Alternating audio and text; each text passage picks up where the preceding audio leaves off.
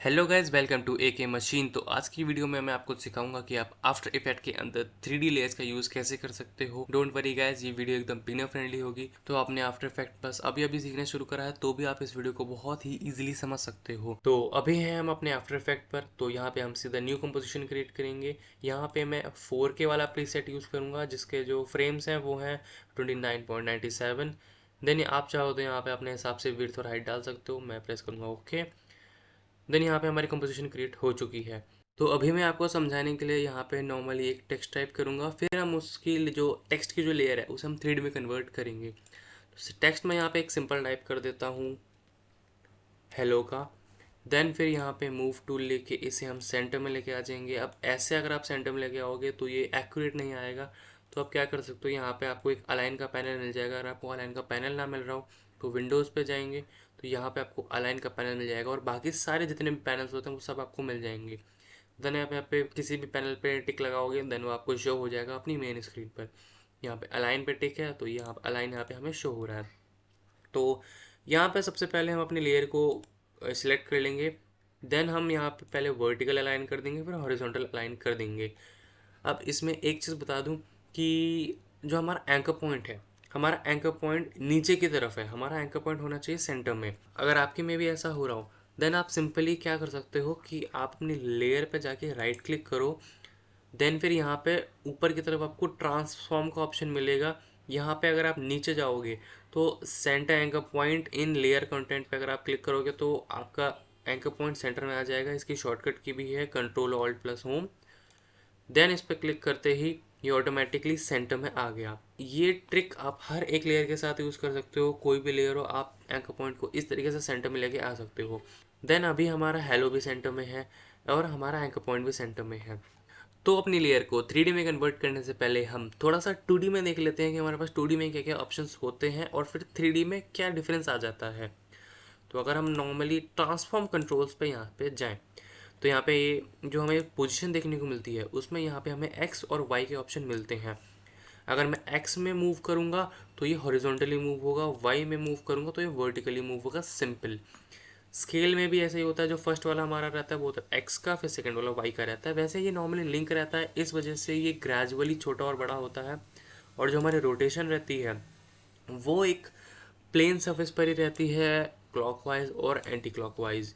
तो अपनी लेयर को 3D में कन्वर्ट करने से पहले मैं आपको एक चीज़ और बताना चाहूँगा कि जब भी हम अपने आफ्टर इफेक्ट के अंदर 3D का कुछ भी यूज़ करते हैं तो वो वर्क करता है रेंडरर पर। और वो हम चेक कर सकते हैं कंपोजिशन सेटिंग में जाके। आप अगर यहाँ से डायरेक्ट कंपोजिशन में जाएंगे देन आप कंपोजिशन सेटिंग में जा सकते हैं।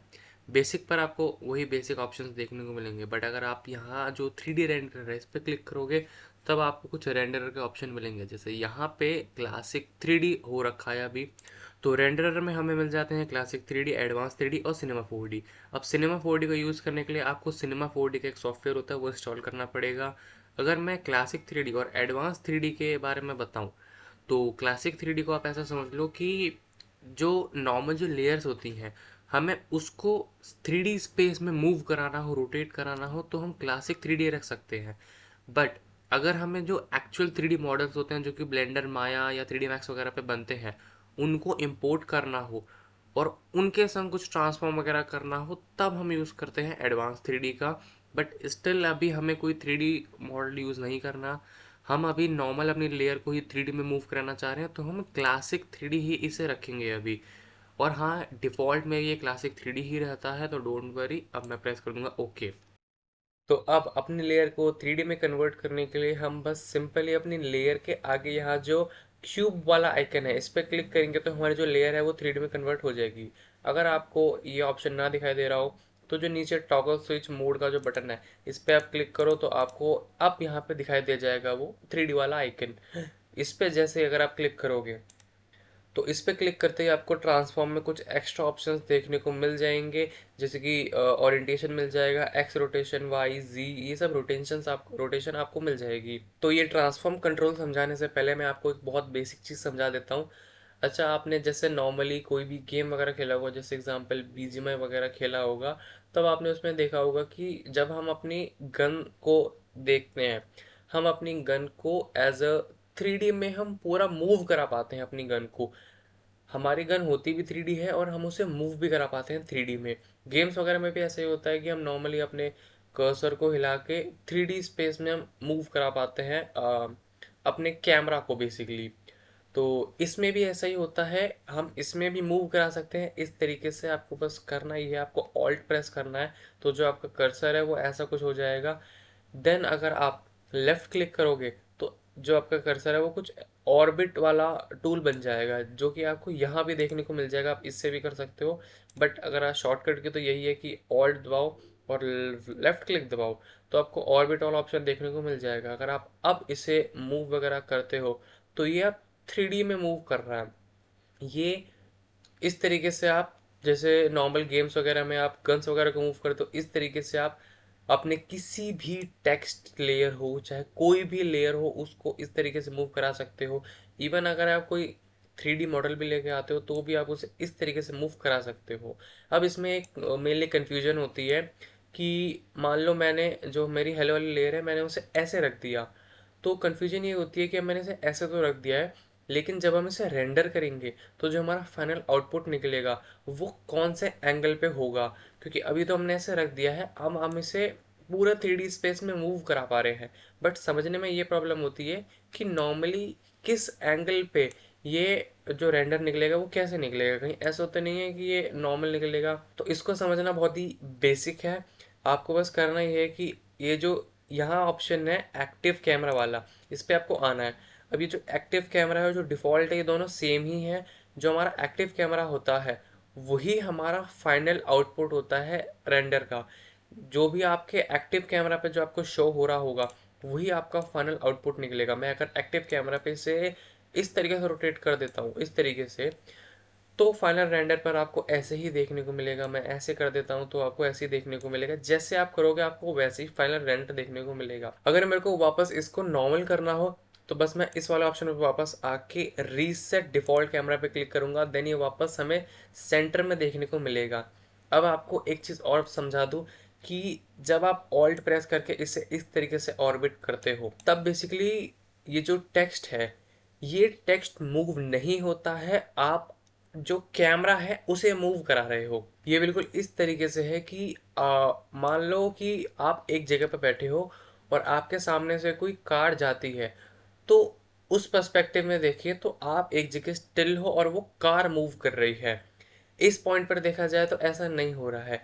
इस पॉइंट पर क्या हो रहा है कि कार एक ही जगह पे खड़ी है और बल्कि आप उसे चारों तरफ से घूम घूम के देख रहे हो। जिस तरीके से हम इसमें से घूम घुमा के देख रहे हैं, इस इसका मतलब यही है कि जो हमारा जो कैमरा है, जो हमारा मेन कैमरा है, हम उस कैमरा को इस हेलो वाली लेयर के चारों तरफ घुमा रहे हैं, ना कि हम अपनी हेलो वाली लेयर को ट्रांसफॉर्म कर रहे हैं।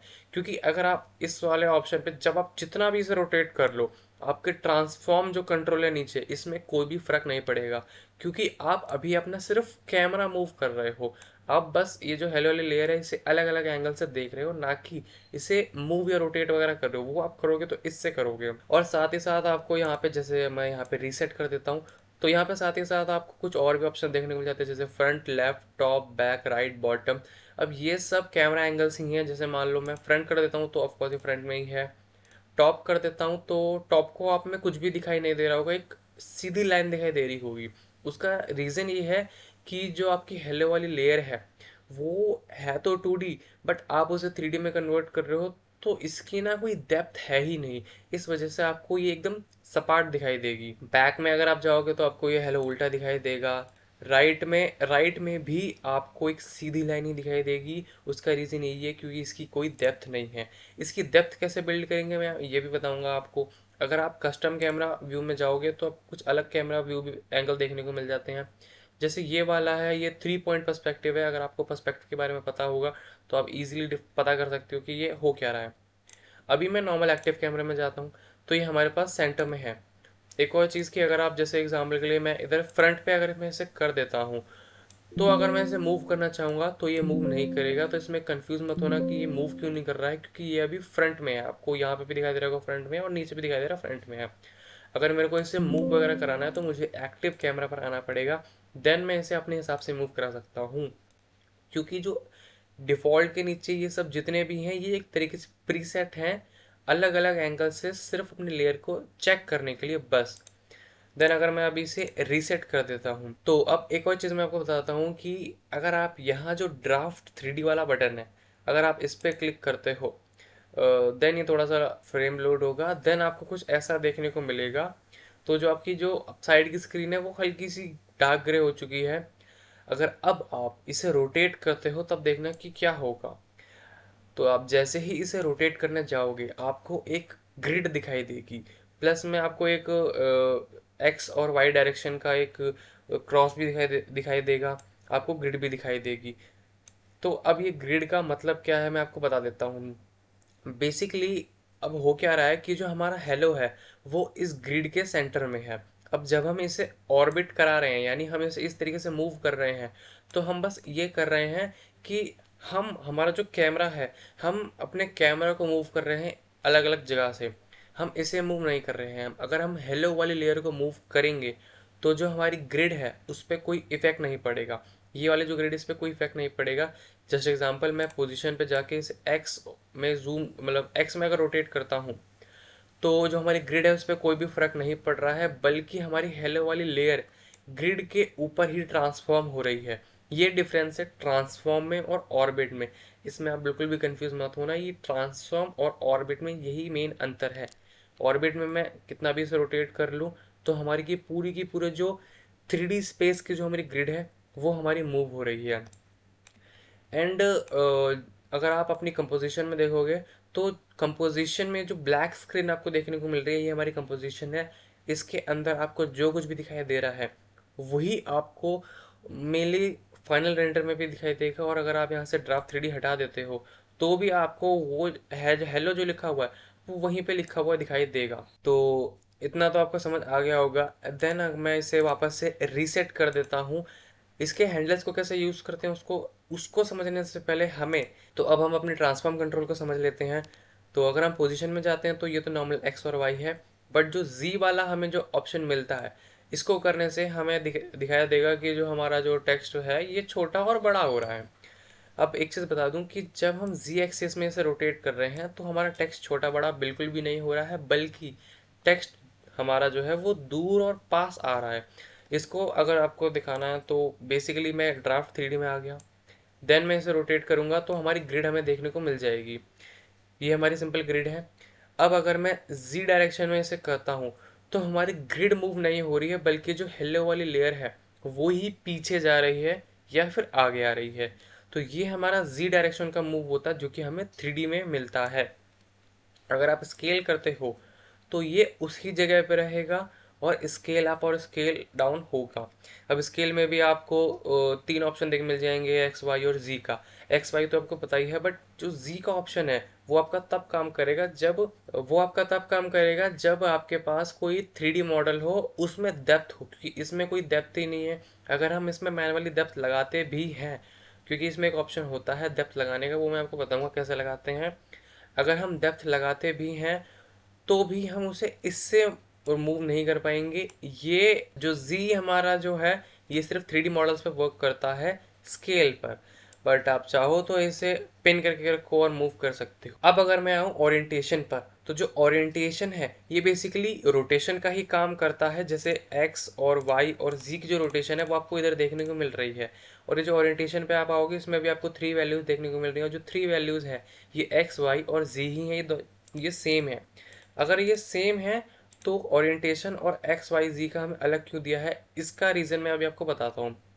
अगर आप ओरिएंटेशन में एक्स को मूव करोगे, अब ओरिएंटेशन में आप इसे ऐसा समझो जैसे कि ये जो आपको वाइट लाइन दिख रही है, ये वाली जो वाइट लाइन है ये हॉरिजॉन्टल लाइन है। आप इसे फ्रंट वाले पर्सपेक्टिव से समझो तो ये हॉरिजॉन्टल लाइन हुई।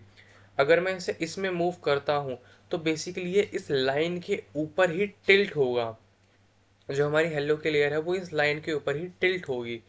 अगर मैं इसे जो फ्रंट है, मतलब जो नॉर्मल जो हमारा कैमरा एंगल है उसमें अगर मैं देखूं, तो अगर मैं इसे ऐसे मूव करता हूं तो इस तरीके से मैं टिल्ट होता हुआ दिखाई दे रहा है।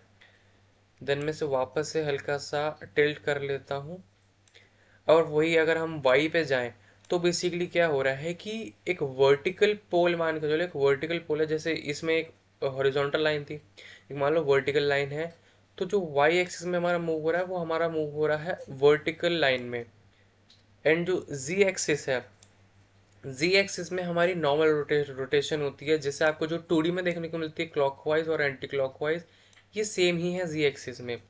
अब ओरिएंटेशन और एक्स वाई जी में डिफरेंट डिफरेंट क्यों दिया है हमें, इसका रीज़न मैं बता देता हूँ। अगर मैं ओरिएंटेशन में जाके की फ्रेम लगाता हूँ और अपने एक्स एक्सिस को, अब मुझे क्या करना है, मैं ये चाहता हूँ कि जो हमारा जो हेलो लिखा हुआ है ये एक्स एक्सिस में रोटेट हो, 360 रोटेट हो जाए और एक पूरा स्पिन मारे। तो जो हमारी फर्स्ट वैल्यू रहेगी वो तो ज़ीरो ही रहेगी। अगर मैं थोड़ा अपने कर्सर को आगे लेके आता हूँ, देन अगर मैं यहाँ पे 360 टाइप कर दूँ तो होगा क्या कि ये वापस से ज़ीरो ही हो जाएगा। तो अगर आप इसमें देखोगे तो आपको कोई भी रोटेशन देखने को नहीं मिलेगी, की फ्रेम पर भी आपको कोई रोटेशन देखने को नहीं मिलेगी। इस वजह से ही ओरिएंटेशन में आपको एक्स का एक डिफरेंट ऑप्शन देखने को मिल जाता है। अब मैं इस की फ्रेम को डिलीट कर देता हूँ। अगर मैं एक्स वाले में आऊँ, नॉर्मली एक्स वाले में रोटेशन में आ गया, जो कि ओरिएंटेशन में फर्स्ट वाला एक्स ही है, तो मैं एक्स रोटेशन में आ गया। यहाँ पे मैंने क्या ऐड करा, की फ्रेम। मैं चाहता हूँ कि थोड़ा आगे आने पर ये 360 में मूव हो। तो जैसे ही मैं इसे 360 करूँगा तो वैसे तो ये वैल्यू ज़ीरो हो जाएगी, बट इसके आगे एक 1 लग गया। इट मीन्स ये एक फुल रोटेशन मारेगा। अगर मैं अब अपने प्ले हेड को पीछे लेके आऊँ तो अब आप देख सकते हो कि यहाँ पर, तो अब आप देख सकते हो कि अपने प्ले हेड को मूव करने पर हमें यहाँ पे एक फुल रोटेशन देखने को मिल रही है एक्स एक्सिस में। तो अगर आपको इस तरीके से रोटेट वगैरह करना हो की फ्रेम के साथ, तो आप एक्स वाई और जी वाला ऑप्शन यूज़ कर सकते हो। अगर आपको नॉर्मल बस हल्का फुल्का टिल्ट करना हो तो आप ओरिएंटेशन यूज़ कर सकते हो। अभी मैं इस की फ्रेम को हटा देता हूँ। तो मेनली हमारा ट्रांसफॉर्म कंट्रोल में तो यही था। अब मैं अगर आपको ये बताऊं कि ये जो आपको जो पॉइंट्स देखने को मिलते हैं एक्स वाई जी करके, इन सब में हम इसे कैसे यूज़ कर सकते हैं, तो ये बहुत ही सिंपल है। अब ये जो ग्रीन वाला आपको लाइन देखने को मिल रही है ये वाई एक्सिस की है, ब्लू वाली जेड की है और ये रेड वाली हमारी एक्स की है। अब ये जो आपको स्ट्रेट लाइन देखने को मिल रही है ये हमारी पोजीशन वाली लाइन है। ये स्ट्रेट लाइन को अगर आप मूव करते हो तब ये जैसे अगर आप देखो तो ये अभी वाई एक्सिस में मूव कर रहा है, और हाँ अब ये मूव कर रहा है, हम अपने कैमरा को रोटेट नहीं कर रहे हैं। आप ग्रिड से पता कर सकते हो, जो ग्रिड है वो हमारी नॉर्मल ही है, बल्कि हम अपनी ग्रिड के ऊपर ही अपने हेलो को ऊपर और नीचे मूव कर रहे हैं।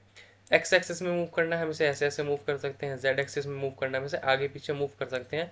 वही सेम चीज़ है, बस हमें कंट्रोल हमारे हाथ में मिल जाते हैं। अब ये जो आपको रोटेशन वाले जो मिल रहे होंगे ये भी सिंपल है। जो ग्रीन वाला है वो वाई के लिए है, जो रेड वाला है वो एक्स के लिए और ब्लू वाला जी के लिए है। अब ये ओरिएंटेशन जैसा ही है, या फिर एक्स रोटेशन वाई रोटेशन या जी रोटेशन आप कह सकते हो। अगर मैं जेड वाले रोटेशन में जाता हूँ तो ये normal clockwise anti clockwise move हो रहा है। अगर मैं एक्स में जाता हूँ तो ये आपको टिल्ट होता हुआ दिखाई देगा। वैसे हो तो रोटेट ही रहा है, बट ये हमें टिल्ट होता हुआ दिखाई दे रहा है। देन एक्स वाले में एंड देन वाई वाले में भी आपको ऐसे ही देखने को मिलेगा। तो इस तरीके से आप ट्रांसफॉर्म कर सकते हो। और हाँ, अगर आपको इस ही प्लेन पर रहते हुए अपने हेलो को छोटा या बड़ा करना हो, स्केल अप करना हो, तब आप डायरेक्टली यहाँ से कर सकते हो। शिफ्ट प्रेस करोगे तो ये ग्रेजुअली छोटा बड़ा होगा, और शिफ्ट को हटा दोगे तो ये आप स्ट्रेच भी वगैरह कर सकते हो। तो अगर आप इसे इस तरीके से बड़ा करते हो तो यहाँ पे आपको स्केल भी बड़ा होते हुए दिखाई देगा। अगर मैं कंट्रोल जेड कर दूँ 100% हो गया, और ये नॉर्मली ऐसे था। और फिर आप चाहो तो यहाँ पे आप ड्राफ्ट 3D हटा भी सकते हो, तब आपको नॉर्मल देखने को मिलेगा। जो हमारी नॉर्मल कंपोजिशन होती है उस तरीके से आपको देखने को मिलेगा। अब नॉर्मल कंपोजि अब ये जो ड्राफ्ट 3D वाला बटन है इसका अगर मैं मेनली यूज़ बताऊँ तो वो यूज़ इस तरीके से होता है कि जस्ट अज्यूम मैं मेरी जो हेलो वाली लेयर है उसको मैं अपनी कंपोजिशन से बाहर ही मूव करा देता हूँ। तो अभी जो हेलो वाली लेयर है वो कंपोजिशन से बाहर है। अगर मैं ड्राफ्ट 3D को ऑफ करूँ तो हमें अपनी हेलो वाली जो लेयर है वो देखने को ही नहीं मिलेगी, बल्कि हमें रेड कलर की हल्की सी लाइन देखने को मिलेगी। हमें अपना जो प्रॉपर हेलो है वो हमें देखने को नहीं मिल रहा है। अगर मैं ड्राफ्ट 3D को ऑन कर देता हूँ देन हमें यहाँ पे हेलो देखने को मिल रहा है। तो बेसिकली ये जो ड्राफ्ट 3D है ये बेसिकली एक पूरा 3D स्पेस है जहाँ पे हम कहीं पे भी अपने हेलो को रख सकते हैं एज जैसे आपकी मर्जी हो। और अगर आप ये जो ब्लैक स्क्रीन है कंपोजिशन वाली, इसके बीच में अगर आप किस अपनी लेयर को रख देते हो, देन आप ड्राफ्ट 3D को ऑफ करोगे तो आपको वहीं ब्लैक स्क्रीन में आपको देखने को मिल जाएगा।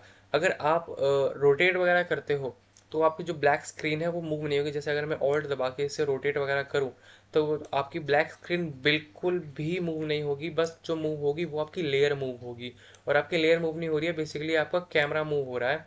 बस इस चीज़ में आप कंफ्यूज मत होना कि जब आप इसे ट्रांसफॉर्म वगैरह करते हो तब ये बेसिकली ये जो ग्रिड है ये इसी 3D स्पेस के ऊपर मूव हो रहा है, लेकिन अगर आप इसे ऑर्बिट वगैरह करते हो तब पूरी की पूरी 3D स्पेस ही मूव हो रहा होता है आपका। तो ये तो हो गया टेक्स्ट लेयर का। और टेक्स्ट लेयर के संग हम कोई भी शेप वगैरह लेयर हो, जैसे अगर मैं यहाँ से कोई भी शेप लेयर लेता हूँ तो उसको भी हम इसी तरीके से मूव करा सकते हैं। जैसे कि अगर मैं यहाँ पे एक स्क्वायर बिल्ड कर दूँ, ये स्क्वायर मैंने बिल्ड कर दिया, अभी ये 2D में है। अगर हम अपनी हेलो वाली लेयर को कितना भी मूव कर लें, और इसी तरीके से अगर हमें किसी शेप वगैरह को भी करना हो 3D में तो हम नॉर्मली कर सकते हैं। अगर मैं यहाँ से ये टूल लेके अगर मैं यहाँ से स्क्वायर बिल्ड करता हूँ, अब एक चीज़ आप देखना कि मैं नॉर्मल मूव टूल लेता हूँ और अब मैं अगर इसे ऑर्बिट कराऊँ तो ये जो हमारा जो स्क्वायर है जो मैंने अभी भी बनाया, ये स्क्वायर मूव नहीं हो रहा है 3D में। उसका रीज़न यही है सिंपल सा, क्योंकि ये जो स्क्वायर है ये 3D में भी नहीं बनाया गया है। अगर मैं इस 3D वाले आइकन पे क्लिक कर दूंगा देन ये 3D में कन्वर्ट हो चुका है। और एक और चीज़ कि जो सारी के सारी जो 3D लेयर्स होती हैं ये आपस में कनेक्टेड होती हैं। इट मीन्स ये कि जैसे ये एक ही प्लेन पर आपको देखने को मिलेगी। अगर मैं यहाँ से इसका जो व्यू है वो फ्रंट व्यू कर दूं तो अब आपको देखने को मिलेगा कि ये जो स्क्वायर लेयर है इसने हेलो को ढक दिया है। लेकिन अगर मैं फ्रंट से टॉप कर दूं तब आपको कुछ भी देखने को नहीं मिलेगा। उसका रीज़न ये है कि जो हमारी जो शेप लेयर थी, स्क्वायर जो हमारा रेक्टेंगल था, उस रेक्टेंगल की भी कोई डेप्थ नहीं थी, ना हमारे हेलो की डेप्थ थी। इस वजह से हमें कुछ भी यहाँ पे देखने को नहीं मिल रहा है टॉप व्यू से।